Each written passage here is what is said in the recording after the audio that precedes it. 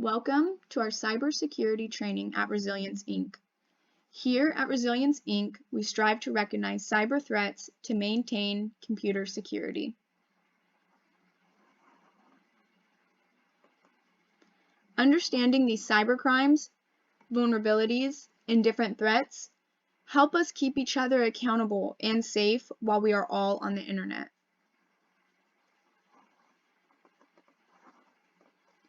Think of a cybercrime as any criminal offense that involves a computer and/or a network. It's important we practice safe computing to avoid embarrassment and, even worse, our information being stolen.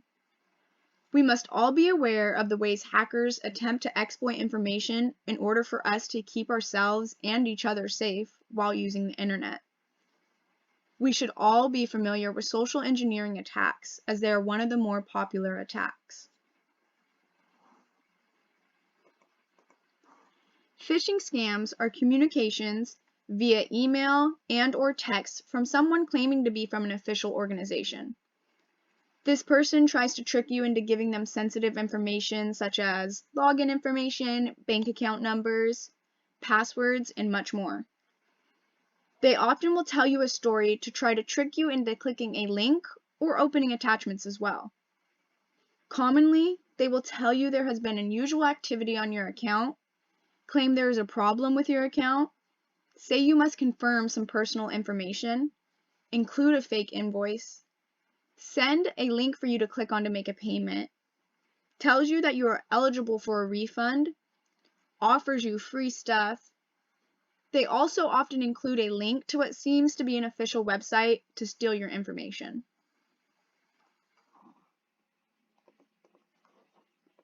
It's extremely important for us to be mindful of this and to never fall for scams asking you to buy gift cards. If someone were to email you claiming to be John Fay but has an unusual email, do not reply and do not follow the instructions.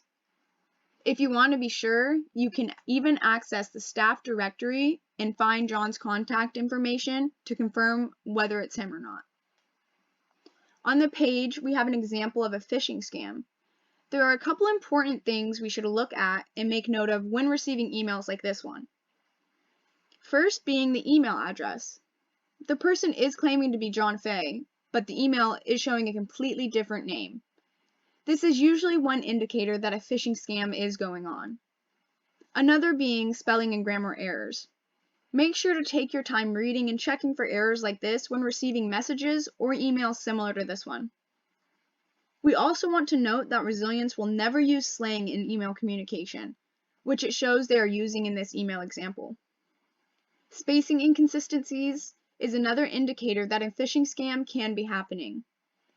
We also want to see that it's in proper signature at the end of the email and take that into consideration. Lastly, these emails usually try to stress urgency, and it's vital for us to take a step back and look for indicators before sending any personal information to anyone.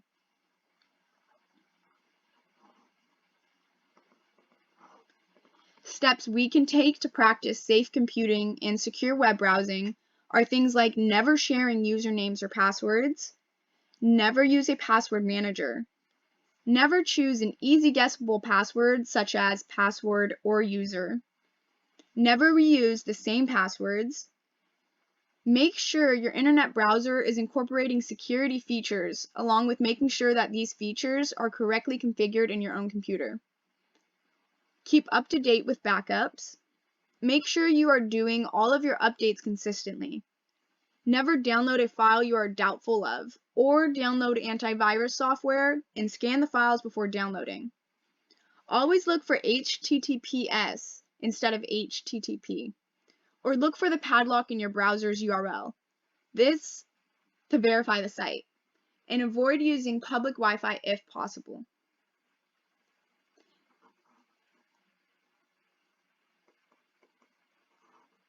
It's important to know what resources we have if we ever were to fall victim to a phishing attack. Please visit the link on the page under FBI Incident Report Form website and report the incident if it ever happens to you to help improve security of our team.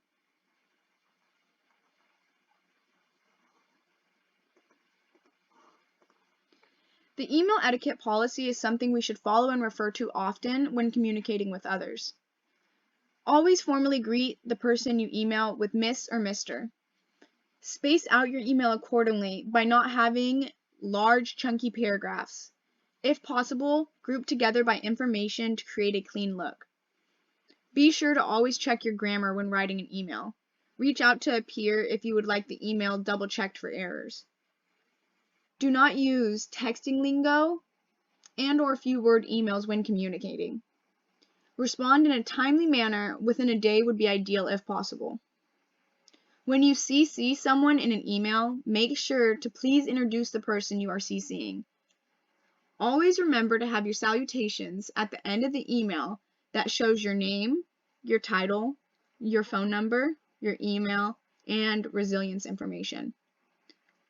Avoid using the word free in your subject line or else your email could possibly get marked as spam.